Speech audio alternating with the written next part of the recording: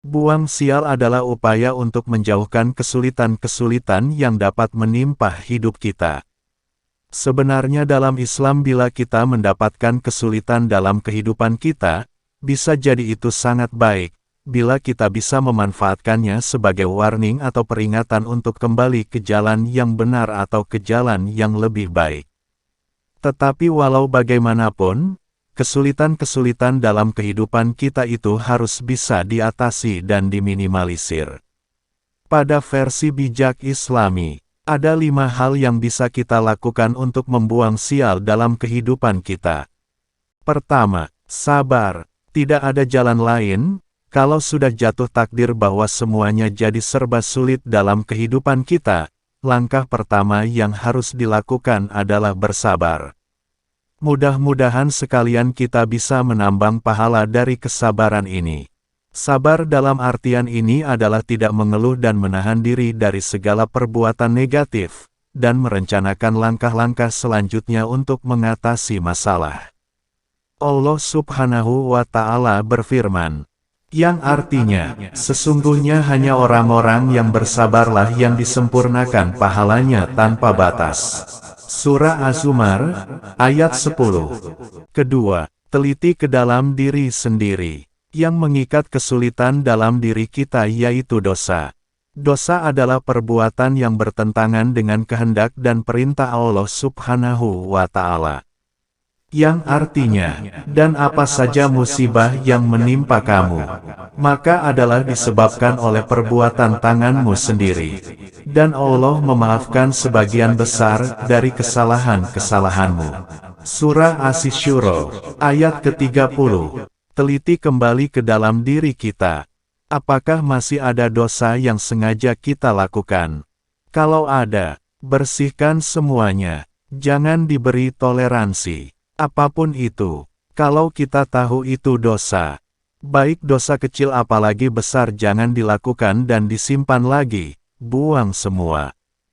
Ini pun butuh kesabaran dan keyakinan. Mudah-mudahan kita berhasil mengkosongkan diri kita, untuk kemudian persiapan diisi dengan kebaikan dan keberuntungan. Ketiga, prioritaskan semua ibadah wajib. Prioritaskan semua ibadah yang wajib untuk dikerjakan. Seperti sholat 5 waktu, dirikanlah sholat 5 waktu sebaik-baiknya.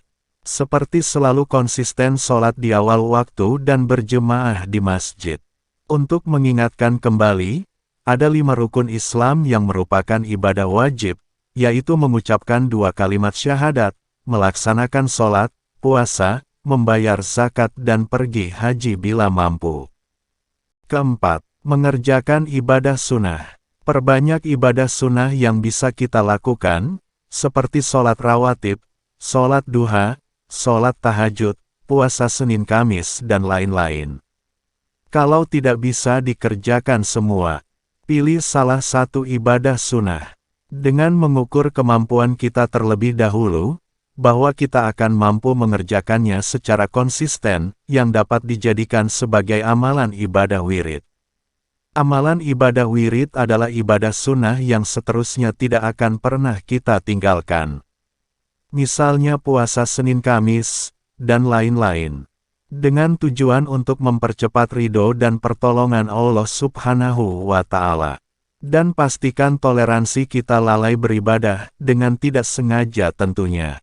Hanya sebatas ibadah sunnah. Jangan sampai menyentuh ibadah wajib. Kelima, selalu terjaga untuk kebaikan. Maksudnya, selalu berusaha melihat peluang-peluang potensi-potensi kebaikan yang bisa kita kerjakan. Walaupun di celah-celah padatnya aktivitas kita. Misalnya bersedekah, berzikir, bersolawat, mendengarkan ceramah agama, menjaga wudhu dan lain-lain. Dan terakhir, kembali lagi, bahwa semua hal-hal di atas pun membutuhkan kesabaran dalam mengerjakannya. Sebenarnya kesabaran itu tidak akan bisa kita lakukan secara konsisten, kecuali dengan keimanan dan keyakinan bahwa Allah pasti akan memberikan yang terbaik sesuai dengan janjinya. Jadi pada prinsipnya dengan kesabaran itu, kita mengikatkan perjanjian diri kita dengan Allah, bahwa Allah akan menolong kita dan semuanya akan dijadikan lebih baik, baik di dunia maupun di akhirat kelak.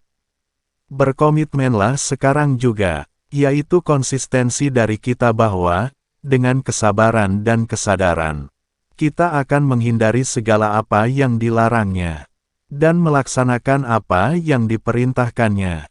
Dan dengan penuh keyakinan bahwa Allah pasti akan memenuhi janjinya, yaitu akan menolong dan meridhoi kita, baik dunia dan akhirat. Sekedar mengingatkan, hidup di dunia ini sementara saja, dan hak sepenuhnya Allah sebagai Tuhan yang mengatur semesta alam.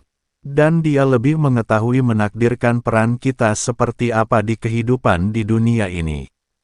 Semua itu adalah ujian. Terlepas kita diuji diberi kehidupan yang sulit atau diuji diberi kehidupan yang mudah, atau bahkan diguncang-guncangkan, awal-awalnya diberi kehidupan yang mudah, kemudian dicabut diberi kehidupan yang sulit, dan lain seterusnya. Yang penting mulai dari sekarang. Dengan segala keterbatasan yang ada, kita paham dan berusaha mengumpulkan pahala sebanyak-banyaknya, dan tentu saja, itu semua untuk keberuntungan kita di dunia dan bekal kita di akhirat kelak. Sebelum terlambat, kita perlu melihat dunia ini seperti orang yang sudah di dalam kubur melihat dunia ini. Mereka melihat di dunia ini banyak sekali berserakan emas dan permata-permata yang bisa dikumpulkan buat bekalnya di akhirat. Tetapi sudah terlambat dan cuma bisa menyesal.